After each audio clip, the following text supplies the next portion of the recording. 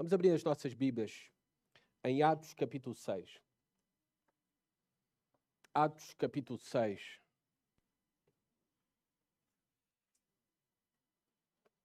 Nós estamos numa série chamada O Som da Igreja. O Som da Igreja. Porque temos 3 propósitos neste mês de agosto. De falar sobre serviço, oração e missão.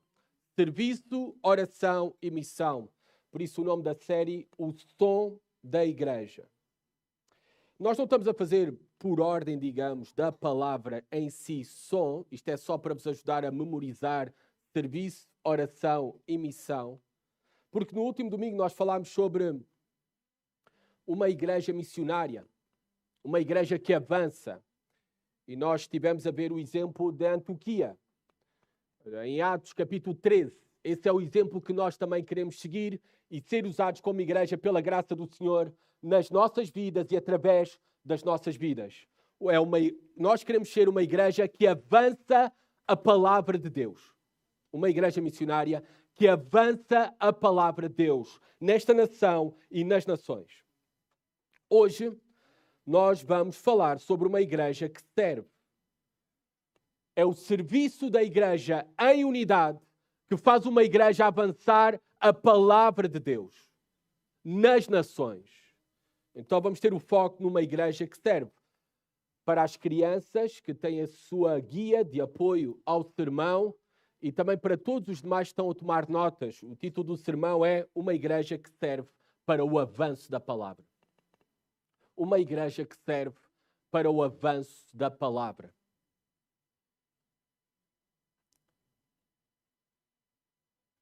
Prestem atenção a esta frase que eu retirei de um sermão de um pastor batista do século XVII.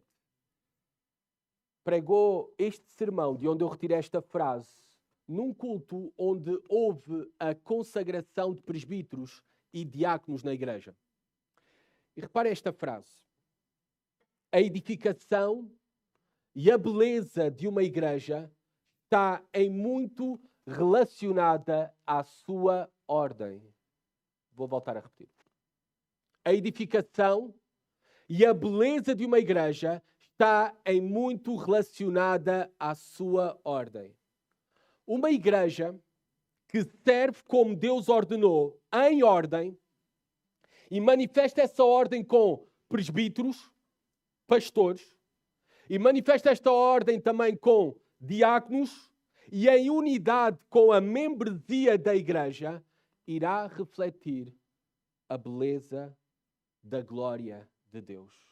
Irá produzir edificação em almas e irá fazer com que a palavra de Deus avance nesta terra. Uma igreja que está em ordem, que serve como Deus ordenou, em ordem, com presbíteros, pastores, diáconos, em unidade com a membresia da igreja, irá refletir a glória de Deus, irá produzir edificação nas almas e irá fazer com que a palavra de Deus avance nesta terra. Esta é a igreja que nós queremos ser. Esta é a igreja que nós procuramos ser. Porque esta é a igreja que nós vemos desde o começo. Esta é a igreja que nós vemos também Lucas, desde o começo do livro de Atos que ele escreveu, a destacar. Uma igreja em ordem, uma igreja ativa, servindo para o avanço da palavra de Deus aqui na terra e entre as nações. É isto mesmo que nós queremos ser. Vamos ver este exemplo em Atos capítulo 6, versículo 1 a 7. Diz assim a palavra de Deus. Aqueles que puderem, por favor, coloquem-se de pé para ler a palavra de Deus.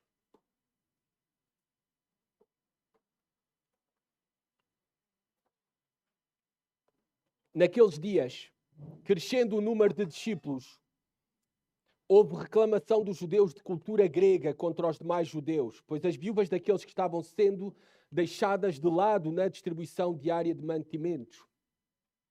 Em razão disso, os 12 convocaram a multidão dos discípulos e disseram: não faz sentido que deixemos a palavra de Deus e sirvamos às mesas. Portanto, irmãos, escolhei dentre vós 7 homens de boa reputação, cheios do Espírito Santo e de sabedoria, aos quais encarreguemos deste serviço. Mas nós nos devotaremos à oração e ao ministério da palavra. A proposta agradou a todos e elegeram Estevão, homem cheio de fé e do Espírito Santo, Filipe, Prócoro, Nicanor, Timão, Pármenas e Nicolau, prosélito de Antioquia. E os apresentaram perante os apóstolos, os quais, depois de orar, impuseram-lhes as mãos. E a palavra de Deus era divulgada, de modo que o número dos discípulos em Jerusalém se multiplicava muito e vários sacerdotes obedeciam à fé. Podem sentar-se, amados irmãos. Obrigado. O que é que nós vemos aqui?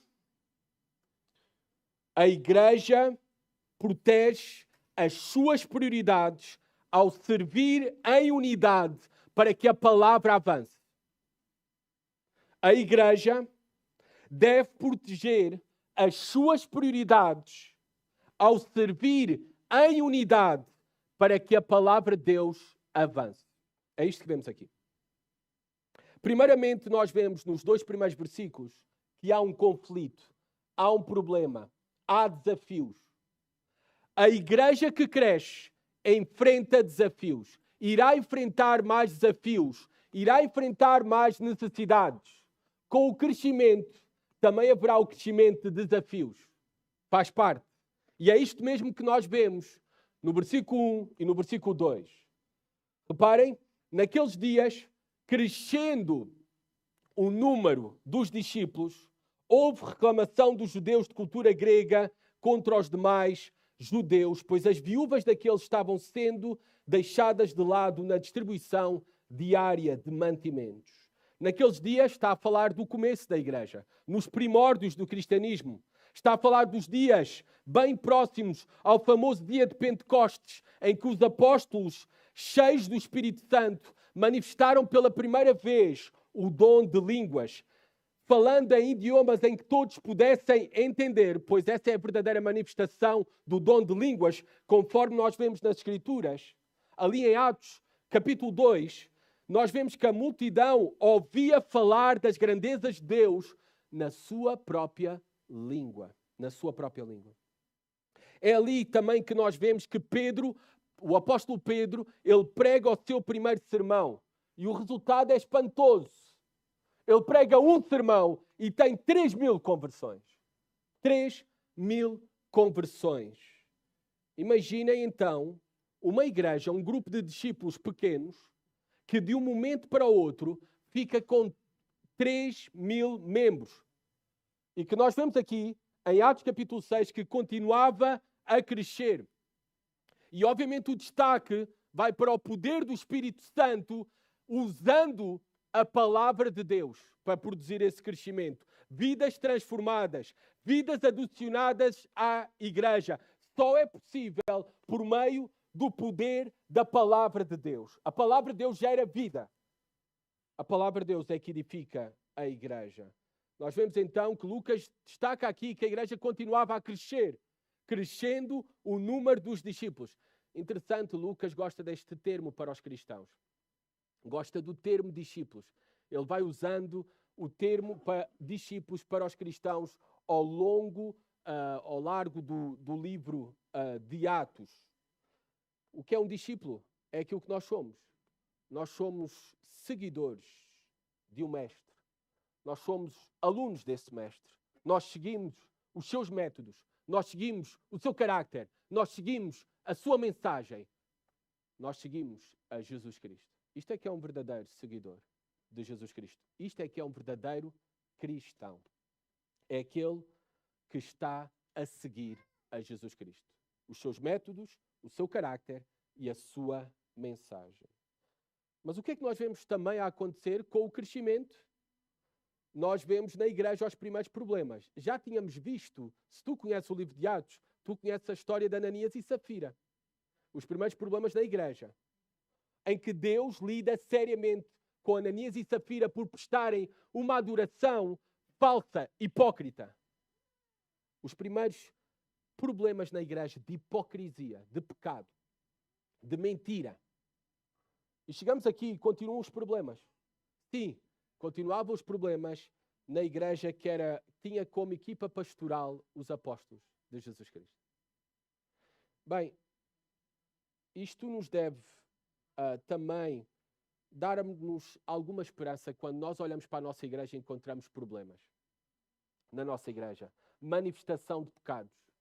Se numa igreja que tinha como equipa pastoral os próprios apóstolos de Jesus Cristo e havia problemas de mentira, hipocrisia, falsa adoração, divisão, como estava a acontecer aqui no capítulo 6, isso também dá-nos esperança. Esperança que o Senhor começou uma boa obra em nós e há de completá-la.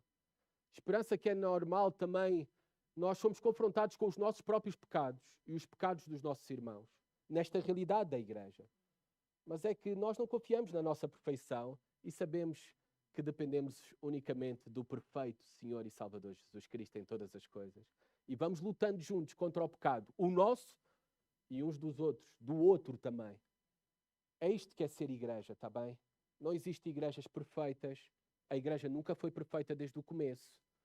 E isto é importante sermos relembrados, porque eu sei que, em regra geral, o que se pensa é que se a igreja vai bem, é Deus. Mas se a igreja vai mal, é o pastor ou os pastores da igreja.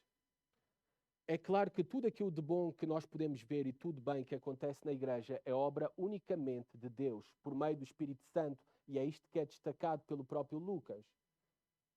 Mas às vezes nós somos demasiado maldosos e críticos para com a nossa própria igreja quando vemos manifestação de pecado ou alguns problemas. Bem, olhem só, na igreja desde o começo houve problemas. Inclusive problemas tão sérios como problemas de divisão. É isto que encontramos aqui no capítulo 6. E olhem só, tinha uma equipa pastoral que eram os apóstolos, os próprios apóstolos do nosso Senhor e Salvador Jesus Cristo. Nós vemos que havia um conflito entre dois grupos. Estes são, na minha tradução, Almeida século XXI, mencionados como os judeus de cultura grega contra os demais judeus. Então, nós vemos que havia dois grupos em conflito. Não era um conflito entre judeus e gentios. Era um conflito entre helenistas e hebreus. O que é isso, helenistas e hebreus? Bem, os hebreus, vocês sabem, os judeus que habitavam ali na Palestina falavam aramaico. Alguns falavam também hebraico. Estavam mais ligados às tradições judaicas locais e tinham uma identidade cultural distinta dos judeus da diáspora, que estavam fora da Palestina. E depois estavam os judeus helenistas. Quem eram? Eram os judeus que viviam na diáspora. Eram judeus que viviam fora da Palestina ou descendiam destes judeus da Palestina. Eles falavam principalmente grego, utilizavam frequentemente a Septuaginta, a tradução grega do Antigo Testamento. Eles tinham sido influenciados pela cultura grega em muitos aspectos da vida diária. E muitos tinham regressado a Jerusalém na velhice, ou para ali passar os últimos anos de vida. Eram estes dois grupos que estavam no começo da igreja em conflito aqui em Atos capítulo 6. A igreja estava a ponto de dividir-se ao meio entre estes dois grupos. E nós vemos qual é a origem do conflito, do problema. No versículo 1, pois as viúvas daqueles estavam sendo deixadas de lado na distribuição diária de mantimento. As razões ao certo pelas quais as viúvas helenistas estavam a ser deixadas de lado, não estavam a ser socorridas, não estavam a ser cuidadas, nós não sabemos ao certo. Se foi por negligência ou foi mesmo de propósito. O texto não nos diz. E porquê é que isto era um problema? Estas viúvas não estarem a ser cuidadas? Bem, porque eles não estavam no século XXI como nós estamos hoje em dia. Naquele tempo não havia segurança social. Não havia banco alimentar contra a fome. Naquele tempo uma mulher viúva tinha duas hipóteses para sobreviver. Ou se prostituía ou mendigava. Era isto. Então, por isso, o apoio aos cristãos pobres desde o início tinha de vir da própria igreja. E é isso que nós vemos no próprio livro de Atos. Nós vemos até cristãos, nos capítulos anteriores a Atos, capítulo 6, nós vemos cristãos de posses com propriedades a venderem as suas propriedades e a darem aos apóstolos o dinheiro da venda para que os apóstolos pudessem administrar para cuidar dos cristãos pobres, principalmente destas mulheres solteiras, viúvas ou que tinham sido abandonadas pelos seus maridos. Era a igreja que cuidava dos seus. Hoje em dia não deve ser diferente. Nós temos esta responsabilidade. Essa é uma demonstração de amor, de cuidarmos uns dos outros. Não pode haver necessidades no nosso meio. Isso é um mau testemunho. É um mau testemunho que damos como igreja se houver necessidades no nosso meio que não são socorridas. Verdadeiras necessidades. Verdadeiras necessidades. A igreja deve de socorrer. A igreja deve de cuidar. E vocês podem imaginar que com o crescimento da igreja havia mais pessoas, mais necessidades. Mais mulheres na pobreza. Mais mulheres que precisavam ser auxiliadas. E com isso também crescia o cuidado dessas mulheres. A igreja crescia e os apóstolos não estavam a conseguir administrar o cuidado a toda a igreja, especificamente às mulheres helenistas com mais necessidades. Eles ouvem a murmuração. Como? Se eles ouviram, se houve alguém que se foi, como dizem os jovens, chibar-se, ou revelação do Espírito Santo, o que é certo é que eles se dão conta que havia murmuração na igreja. O que é murmuração? Traduzida também, talvez, na tua tradução da Bíblia, como reclamação. A murmuração é quando nos queixamos, reclamamos, de forma a que não seja perceptível para aqueles de quem estamos a queixar-nos.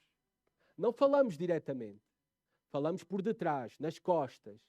Falamos aos segredinhos. Falamos a pares ou em grupinhos. Falando mal, murmurando, queixando sobre algo. Era isto que estava a acontecer na igreja. A murmuração é um pecado. É um pecado que provoca danos na igreja. É tão grave este pecado, que este pecado é o primeiro passo para levar à divisão de uma igreja. Era isto que estava a acontecer aqui. A divisão era fruto da murmuração. Amados irmãos, falemos a verdade com sinceridade sempre. Não pratiquemos a murmuração. E se nós vemos um problema e necessidade, falemos com quem tem a responsabilidade de resolvê-lo. Mas também nos coloquemos à disposição para resolver. Porque nós estarmos a queixar e a reclamar e a criticar, isso é o mais fácil. Ser parte da solução é que é o mais difícil. E como cristãos, nós queremos é o bem da igreja. Nós queremos que a igreja cresça. Nós queremos que a igreja possa cada vez ser melhor para Cristo, para a glória de Cristo, para servir melhor e cuidar melhor uns dos outros, de todos os que vêm até nós. E Deus quer que nós sejamos parte do mesmo, está bem? Não que sejamos murmuradores. Não que sejamos murmuradores. A tua murmuração pode provocar a divisão da igreja. Isto é um pecado muito grave, muito grave, muito grave. Continuando, depois de vermos a origem do conflito, os apóstolos são informados sobre o mesmo e eles agem rapidamente. É assim que devem ser os líderes, os pastores. Há um problema, há desafios, há necessidades, devem de agir. Versículo 2, reparem como eles atuam. Em razão disso, os 12 convocaram a multidão dos discípulos e disseram: não faz sentido que deixemos a palavra de Deus e sirvamos às mesas. Não faz sentido. Os apóstolos tinham algo que muitos pastores não têm. Os apóstolos tinham as suas prioridades no ministério pastoral bem claras e bem estabelecidas. E não se moveram nas mesmas. As prioridades no ministério pastoral, as prioridades que nós vemos que os apóstolos tinham, era a pregação, o ensino da palavra. Se dedicarem a isso. Isto é fundamental. Nós termos pastores anciãos da Igreja Batista da Ramada, pastores que nos visitam hoje, queridos amigos, é essencial nós sabermos quais são as nossas prioridades no ministério. Infelizmente, muitos pastores não sabem quais são as suas prioridades. E se sabem, não vivem com essas prioridades de forma correta. Quais são as prioridades pastorais? Os apóstolos tinham em claro, era a dedicação à palavra de Deus. Era não negligenciar a palavra de Deus, o estudo da palavra de Deus, a entrega, o ensino da palavra de Deus. E, amados irmãos, eu falo principalmente para os pastores aqui. Nós vamos ter que decidir se queremos ser um homem que passa tempo com Deus e tempo com a sua palavra, ou ser rapazinhos ocupados com muitas coisas. Nós vamos ter que decidir isso. Não há desculpas para não sermos um homem da palavra. Apesar de todo o fardo do ministério, há muitas necessidades.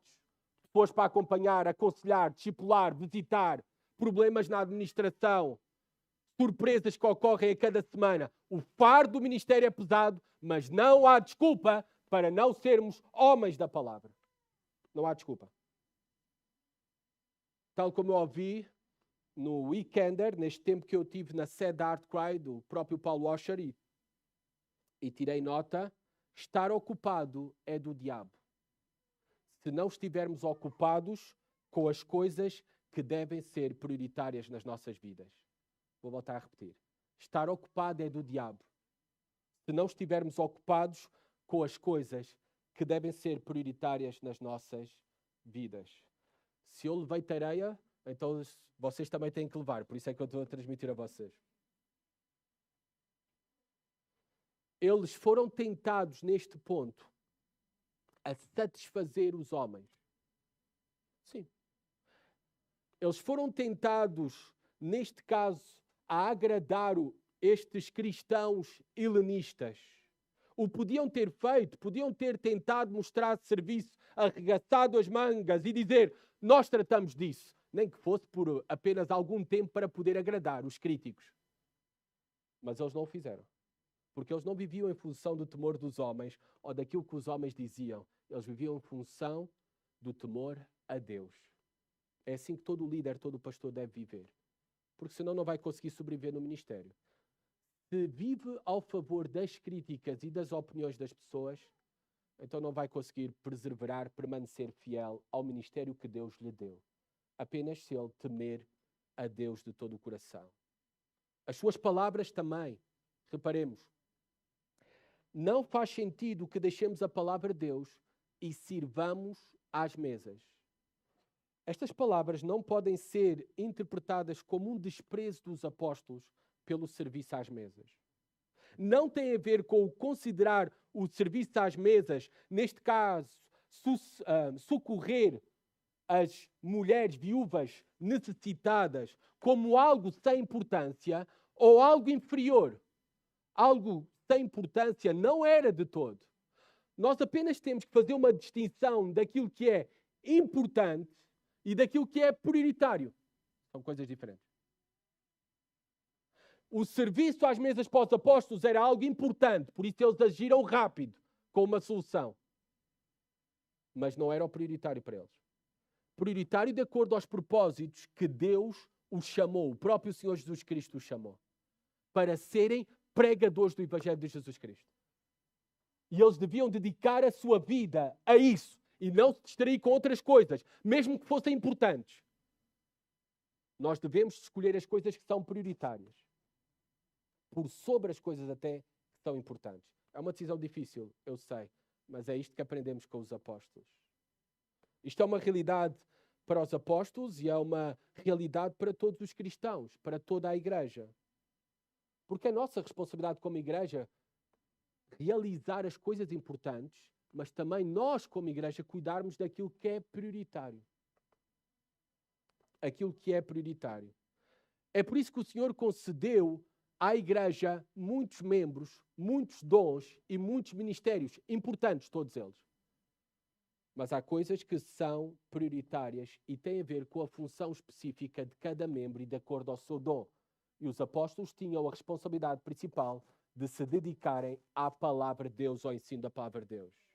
Este ministério de distribuição de bens para o cuidado, para a sobrevivência das viúvas da igreja, era tão importante para os apóstolos que eles foram céleres a resolver o mesmo, como vemos aqui. Depois de vermos o conflito, o problema, depois de vermos que a igreja que cresce, ela irá enfrentar desafios, necessidades, e faz parte da igreja enfrentar essas necessidades e esses desafios, nós o que é que vemos? No versículo 13 e versículo 4, nós vemos que a igreja deve agir para proteger as suas prioridades. A igreja deve agir para proteger as suas prioridades. E isto não é só algo dos apóstolos. Não foi só algo dos apóstolos, não é só algo dos pastores. É algo de toda a igreja. A igreja deve agir para proteger as suas prioridades. Vamos ver quais são e como a igreja deve agir? Versículo 13 e 4. Portanto, irmãos, escolhei dentre vós 7 homens de boa reputação, cheios do Espírito Santo e de sabedoria, aos quais encarreguemos deste serviço, mas nós nos devotaremos à oração e ao ministério da palavra. Nós nos devotaremos à oração e ao ministério da palavra. Os apóstolos agiram rapidamente. Disseram à igreja: escolhei dentre vós. É a igreja que tem de agir para suprir as necessidades. É a igreja junta em unidade que tem que ultrapassar os desafios que vão surgindo. O ministério prioritário da igreja, no entanto, deve estar bem claro. O ministério prioritário da igreja, o ministério prioritário dos pastores da igreja é o ministério da palavra. E a igreja não pode permitir que o ministério da palavra seja afetado, seja prejudicado. Não pode. A igreja tem de agir. A igreja tem de investir.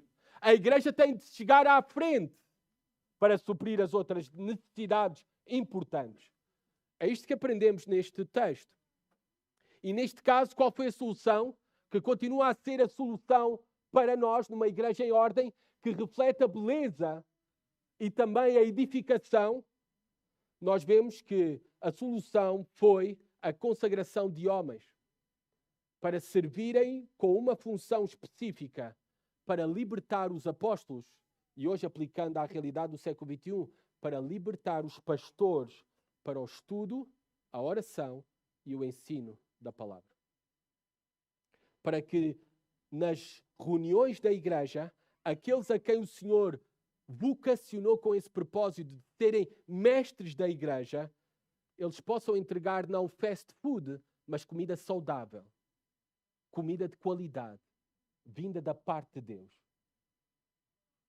E para isso eles precisam de tempo para estudar, para se dedicar à oração, para o fazerem no poder do Espírito Santo. Ou porque é que acham que Pedro, com um sermão, converteu 3.000 pessoas? Acham que foi pelo sermão de Pedro? Não. Foi pelo poder do Espírito Santo, a unção do Espírito Santo, sob a pregação do apóstolo Pedro. É isto que nós devemos procurar como igreja. Uma igreja que serve junta, em ordem, escolhendo homens específicos, neste caso pastores e diáconos, e toda a membresia servindo em unidade para o avanço da palavra de Deus.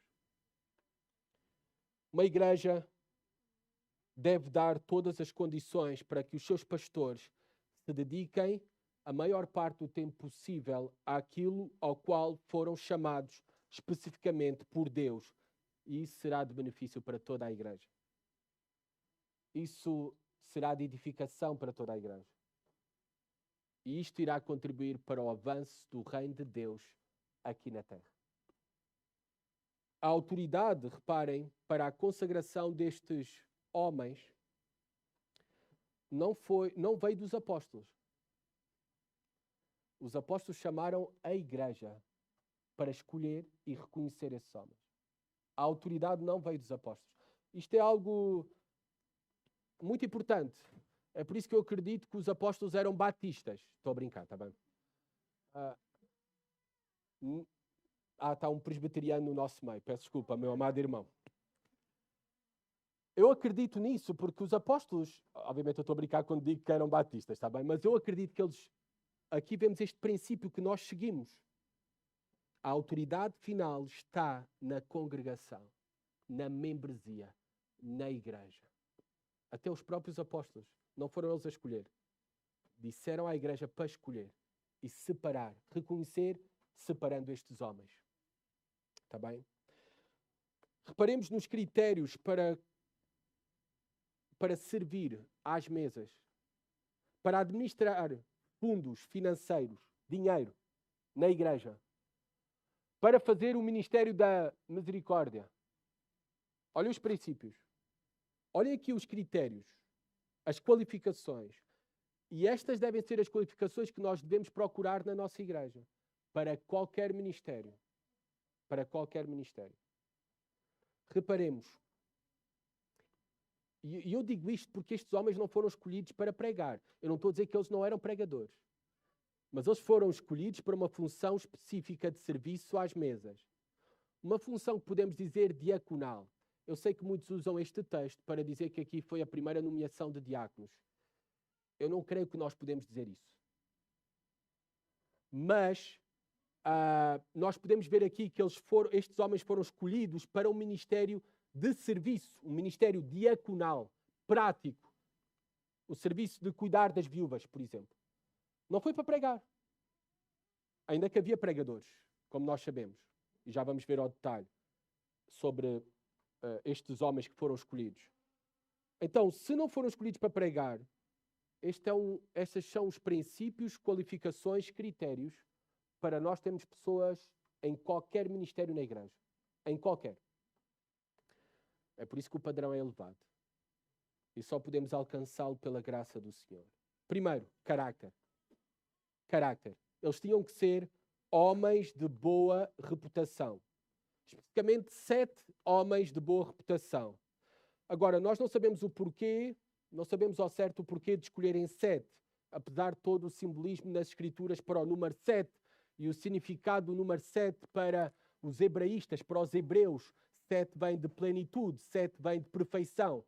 Mas não sabemos se foi por isso porque é que escolheram 7, está bem? Não vamos estar aqui a extrapolar, isto não é importante. Mas eles escolheram homens, sim, o que é importante, de caráter, de bom caráter, de bom testemunho diante dos demais, de boa reputação. Reparem, eles não foram escolhidos pela sua competência, não foram escolhidos pela sua profissão, não foram escolhidos pelo seu diploma académico. Eles foram escolhidos pelo seu caráter. Este é o critério, primeiro. Caráter, não competência. Primeiramente, a prioridade é o caráter. Este é o aspecto principal. Depois, eles deviam ser homens cheios do Espírito Santo. E nós sabemos o que é uma vida cheia do Espírito Santo. Como é que a vida cheia do Espírito Santo se manifesta? O apóstolo Paulo diz em Efésios como é que se manifesta, e não se manifesta com o falar de línguas. A vida cheia do Espírito Santo se manifesta com uma vida de submissão à vontade de Deus. É por isso que o apóstolo Paulo fala sobre isso, ser cheios do Espírito Santo em Efésios, e depois vai falar do relacionamento entre marido e mulher, do relacionamento de pais e filhos, de servos e patrões. Submissão à vontade de Deus. Sujeição. Cheios do Espírito Santo só é possível se nós estivermos primeiramente cheios da palavra. Homens e mulheres cheios da palavra de Deus. Não há outra forma. Não há outra forma. A grande prioridade de um homem de Deus é conhecer a Deus e a sua palavra. Só assim é que esse homem será cheio do Espírito Santo. A grande prioridade de um homem, de uma mulher de Deus, é conhecer a Deus e a sua palavra. Só assim seremos cheios do Espírito Santo.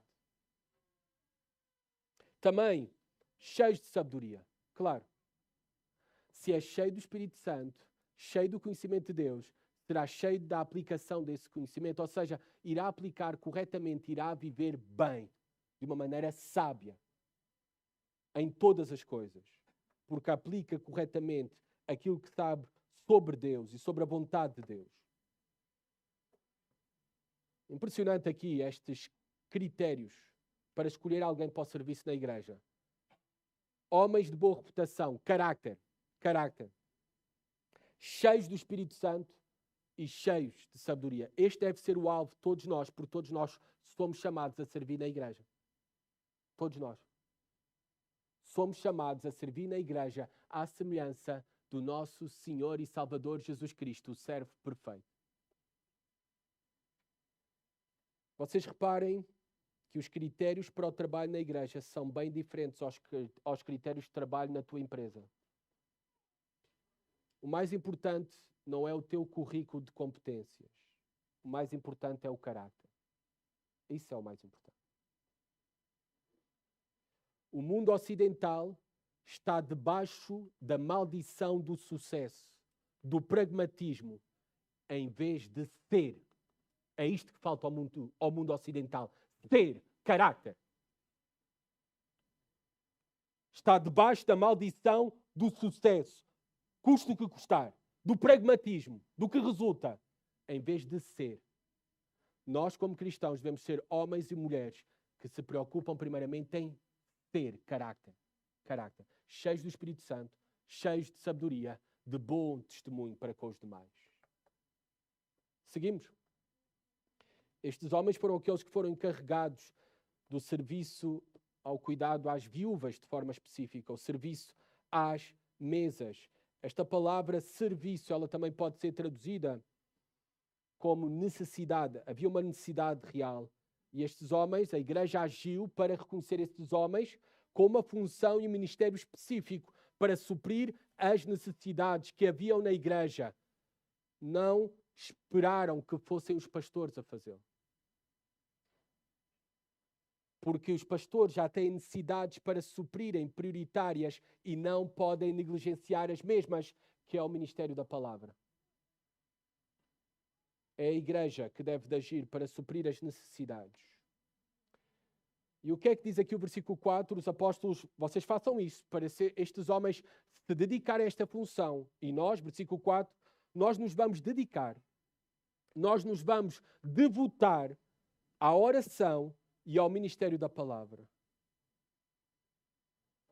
Nós nos devotaremos. A ideia aqui é persistir numa determinada atividade. É viver para aquilo. Viver para aquilo. Constantemente. Oração e o ministério da palavra. Primeiramente, oração. Nós vamos falar no próximo domingo de uma igreja que ora. Uma igreja que ora faz avançar a palavra de Deus. Mas permitem-me aqui apenas uma breve aplicação. O que faz um homem de Deus e uma mulher de Deus é o tempo que passa com Deus. O que faz um homem de Deus e uma mulher de Deus é o tempo que passa com Deus em oração. A sós com Deus, com mais ninguém. A sós. O ministério da palavra. O ministério da palavra. Interessante que usa esta palavra ministério, sabem qual é? Diaconia. O serviço às mesas também foi a palavra diaconia. É serviço. É o serviço da palavra, é o serviço às mesas. Há diversos serviços, mas todos nós somos servos na igreja. Com diversos dons e diversas realizações e ministérios. Mas todos nós servimos com o mesmo propósito de exaltar o servo perfeito Jesus Cristo. Para a sua glória fazê-lo conhecido. Prioritariamente fazendo-o conhecido por meio do ministério da palavra. E tudo o que ocorre na vida da igreja contribui com esse mesmo propósito. Para eu poder ontem estar a finalizar o meu sermão no sábado à tarde, alguém teve que estar aqui nestas instalações a limpar estas instalações para que o ministério da palavra pudesse suceder no domingo de manhã. Reparem como tudo contribui para a prioridade da igreja fazer Cristo conhecido por meio da pregação da palavra do Evangelho. Para, por exemplo, eu e o diácono, o irmão Fernando, que está ali, estava à tua procura, Fernando, estarmos ali na Missão Batista na Venda do Pinheiro e chegarmos atrasados ao culto, que começou às 10h30 e nós chegámos quase às 11 da manhã, por causa que os horários coincidem ali da missão, foi preciso estar aqui irmãos no grupo das boas-vindas, o dirigente do louvor aqui, os músicos, a membresia apoiando com a sua presença, para que depois chegasse este momento, para a exaltação da palavra de Cristo. É isto que é esperado de uma igreja. É esta a igreja que nós queremos ser. E que todos participem neste serviço e nas multidões de serviços e realizações que há na nossa igreja. A igreja deve agir para realizar todas essas coisas, para proteger as suas prioridades. E a prioridade de uma igreja, as prioridades de uma igreja é oração e o ministério da palavra. Oração e o ministério da palavra. E terminamos com o versículo 5 a 7. Vocês sabem que quando um pastor diz que está a terminar, é mentira, está bem? Ainda falta muito. Mas pronto. Versículo 5 a 7. A igreja que serve em unidade faz avançar a palavra. A igreja que serve em unidade faz avançar a palavra. Nós vemos isto do versículo 5 a 7. Nós vemos que a proposta agradou a todos. Esta proposta agradou à igreja. A só alguns? Não, a todos. Impressionante. Isto é que era uma igreja em unidade. Apesar de pouco tempo antes estar quase a dividir-se ao meio, pela graça do Senhor, claro que isto é o Espírito Santo no coração da igreja, agindo na igreja que é dele. Mas a proposta dos apóstolos agradou a todos. A todos. Isto é unidade, apesar de não ser uma igreja uniforme. Havia judeus da Palestina, havia helenistas, diversos dons, diversos ofícios, diversos ministérios. Não era uma igreja uniforme, porque não é esperado uma igreja uniformidade, mas é esperado unidade. E pela graça do Senhor, a manifestação da unidade, e que belo testemunho, e vamos ver os grandes resultados que isso produziu, esta unidade. A igreja que serve em unidade faz avançar a palavra. A proposta agradou a todos. Qual proposta? A proposta que os apóstolos colocassem como prioritário o ministério da oração e o ministério da palavra. A proposta de escolher homens para um ministério específico, uma função específica para cuidar das pessoas em necessidade na igreja. Neste caso específico, as viúvas. E até escolhem 7 homens helenistas, todos eles com nome grego, para não deixar dúvida que isto não é aqui uma questão étnica. Nós não temos nenhum problema étnico. Então, como os helenistas estavam-se a queixar, os homens escolhidos para essa função eram todos helenistas. Foram todos helenistas. Nomes gregos aqui. Amados irmãos, a unidade só existe numa igreja, só é possível quando o foco principal dessa igreja é Jesus Cristo. Quando o foco principal de uma igreja é fazê-lo conhecido. É quando nós não estamos interessados em sermos o primeiro. É quando nós não estamos interessados em aparecer nas fotos. É quando não estamos interessados para que os demais saibam o meu nome, mas sim que conheçam o nome de Cristo. Este deve ser o nosso propósito. Quando uma igreja, quando um cristão, quando uma cristã tem o seu foco em fazer Cristo conhecido e o nome de Cristo é mais importante do que o seu próprio nome, é claro que o resultado nessa igreja é a unidade. É a unidade. E foi isto mesmo que aconteceu. A unidade que agiu para cuidar das prioridades na vida da igreja. As prioridades da oração e as prioridades do ministério da palavra. Amada igreja, nós devemos esforçar-nos por isso, todos nós. Que esta seja a prioridade desta igreja e dos pastores desta igreja. E para isso é necessário o contributo de todos os membros. Para que isso seja possível. Eu sei que em Portugal as igrejas são pequenas. Eu sei que em Portugal há muitas necessidades. E os pastores tornam-se um faz-tudo.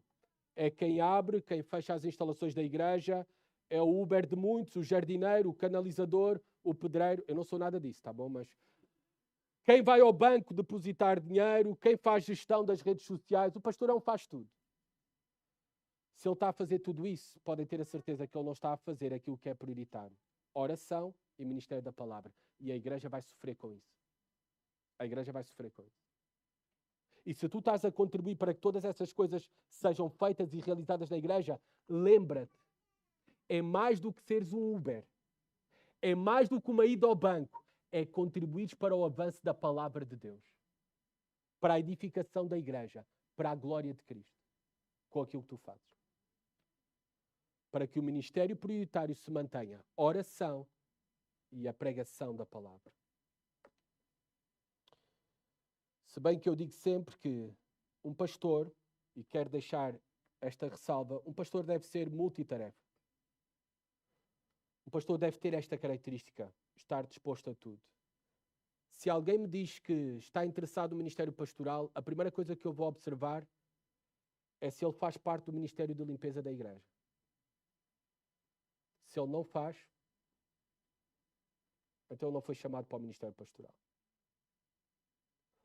Se ele não está disposto a servir nas coisas práticas da igreja, pode às vezes ter impedimento do ministério da igreja, de limpeza, e servir noutros ministérios, está bem? Mas se não está envolvido em nenhum ministério prático na vida da igreja, do serviço aos irmãos, então é porque ele não foi chamado para o ministério. Apenas aquilo que ele quer é o púlpito. E aquilo que ele ama é o ministério, não a igreja. Porque quem ama a igreja vai servir a igreja. Vai servir a igreja. De todas as formas que tiver oportunidades. Versículo 6, o que é que fizeram estes homens? Nós temos o destaque a Estevão, porque no capítulo 7 vai ser o primeiro mártir, homem cheio de fé e do Espírito Santo. Ele vai ser o primeiro mártir da igreja. Ele era um evangelista, um pregador também, nós vemos, Estevão, no capítulo 7. E os demais, estes homens, os apóstolos, impuseram-lhes as mãos. Este ato de impor as mãos é um ato que ainda fazemos hoje em dia. Aliás, daqui a pouco, no culto, eu vou impor as mãos sobre a Isabela. É um ato de confirmação, é um ato de consagração, é um ato de encomendação para uma tarefa específica ou com um propósito específico. Versículo 7, qual foi o resultado disto mesmo? E a palavra de Deus era divulgada, de modo que o número dos discípulos em Jerusalém se multiplicava muito, e vários sacerdotes obedeciam à fé. E a palavra de Deus era divulgada, de modo que o número dos discípulos em Jerusalém se multiplicava muito, e vários sacerdotes obedeciam à fé. Reparem, uma igreja que serve em unidade, uma igreja que age para proteger as prioridades. Olhem os resultados aqui no versículo 7. A palavra de Deus era espalhada, era divulgada.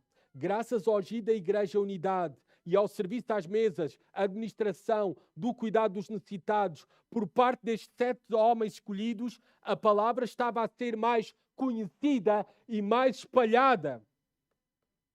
De modo que o número dos discípulos em Jerusalém se multiplicava muito. Não pouco, muito. O fruto da palavra, do ministério da palavra, estava a multiplicar-se. E devemos esperar que o mesmo ocorra conosco. Não por causa de nós, mas por causa da palavra e do poder que há nela por meio do Santo Espírito de Deus para transformar vidas. Para que homens e mulheres conheçam a Jesus Cristo como Senhor e Salvador. Para que homens e mulheres, ao ouvirem a sua palavra, os seus corações sejam transformados e se tornem adoradores do único Deus vivo e verdadeiro. Isto só ocorre por meio do ministério da palavra. É o único ministério que Deus usa, o Espírito Santo usa, para produzir vida na igreja. E até diz aqui que vários no original está muitos sacerdotes obedeciam à fé. Até aqueles que eram os impensáveis, os líderes religiosos, aqueles que se crucificaram a Jesus, que se oporam ao ministério de Jesus, se estavam a converter pelo poder da pregação da palavra. É por isso que para a nossa igreja é tão importante e prioritário o ministério da palavra em todos os ministérios. Todas as reuniões que tu vens, mulheres, homens, casais, crianças, adolescentes, jovens, o culto, a centralidade está no ministério da palavra de Deus. Porque é o único que o Espírito Santo usa para edificar a sua igreja, para transformar vidas. E por isso deve ser o ministério prioritário. Nós vimos que a igreja que cresce enfrenta desafios. Nós vimos que a igreja deve agir para, no meio desses desafios e necessidades, a igreja deve de agir em ordem para proteger as suas prioridades. Deve de agir em unidade para proteger as suas prioridades. Oração e ministério da palavra. E nós vimos que a igreja que serve em unidade, ela faz avançar a palavra de Deus, para a glória de Deus. Deus tem que ser assim, amada igreja, porque Deus, desde o início, dá destaque à sua palavra e vemos Deus, desde Gênesis, a usar a sua palavra. Nós vemos que a verdadeira protagonista do livro de Atos, a verdadeira protagonista de Atos capítulo 6, a verdadeira protagonista de toda a Bíblia, de Gênesis e Apocalipse, é a palavra de Deus. É por meio da palavra de Deus que Deus se faz conhecido. É por meio da palavra de Deus que Deus governa. É por meio da palavra de Deus que Deus transforma. É por meio da palavra de Deus que Deus faz avançar o seu reino pelo poder do seu Espírito. A verdadeira protagonista na vida da nossa igreja deve ser sempre a palavra de Deus. A verdadeira protagonista na vida dos nossos lares, e homens, principalmente isto é para vocês, deve ser a palavra. Tu deves abrir a Bíblia, ler a Bíblia no teu lar, para a tua esposa e para os teus filhos. Tu deves ter conversas com os teus filhos sobre a palavra, transmitir a palavra de Deus. O maior serviço que tu e eu podemos fazer pelas nossas esposas, pelos nossos filhos, é transmitir-lhes a palavra de Deus. É o melhor serviço que nós podemos fazer. A maior prioridade da nossa vida deve ser que a nossa família conheça a Deus. E se for assim, se é uma prioridade nos nossos lares, claro que também vai ser uma prioridade na vida da nossa igreja, a palavra. E amados, que seja assim. Que seja assim. Nós vemos que Deus usa ao longo da história um povo unido para cumprir a sua missão. Em Gênesis capítulo 11, nós vemos que a humanidade dividiu-se contra Deus. Uniu-se contra Deus. Nós vemos que em Gênesis capítulo 11, a humanidade, vocês lembram-se da Torre Babel? A humanidade uniu-se contra Deus. Mas o que é que nós vemos em Atos? Nós vemos que Deus cria uma nova humanidade unida em Cristo, a igreja, para continuar a missão de Cristo aqui na terra. E nós devemos perguntar-nos se verdadeiramente estamos a contribuir e a promover e a cultivar essa unidade, especialmente quando surgem os desafios, quando surgem as necessidades, os problemas na igreja. Porque esta é a vontade do Senhor para nós, uma nova humanidade unida em Cristo para continuar a missão de Cristo aqui na terra. E Deus vai usar a diversidade na igreja também para cumprir a sua missão. É por isso que Ele distribuiu diferentes dons para o bem do corpo. Atos 6 é um prenúncio do que o apóstolo Paulo vai ensinar em Romanos 12 sobre os dons, em 1 Coríntios 12 sobre os diversos dons, em Efésios capítulo 4, os diversos dons espirituais. Na igreja nem todos pregam. Na igreja nem todos lideram. Na igreja nem todos servem da mesma forma, mas todos devem servir para o mesmo propósito. Qual é? O avanço da palavra para a glória de Deus. Nós vemos aqui que servir em unidade, contribui para que a palavra avance. E isto encontra o seu cumprimento máximo em Cristo. Porque olhando para Jesus, nós vemos que Ele veio para servir. Olhando para Jesus, nós vemos que Ele reuniu um novo povo em unidade, a igreja.